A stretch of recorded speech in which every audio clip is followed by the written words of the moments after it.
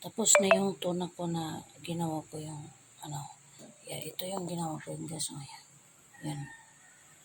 Ilagay ko na yan sa oven. Yan. Ito yan. Yan.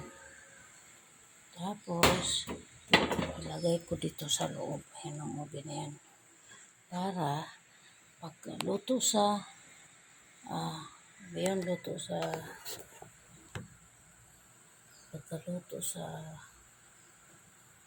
yan sisibabaw. Ayan. Lagay ko na yun dito.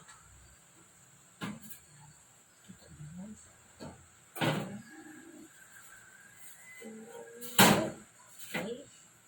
And then, close. Okay. Okay. Then, wait lang nga maging brown ang cheese ibabaw. Kapag na-brown na yung cheese ibabaw, guys, ayan. Ayan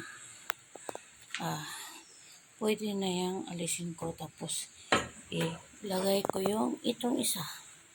Yan pa. Hindi pa yan, guys. Okay? So, let's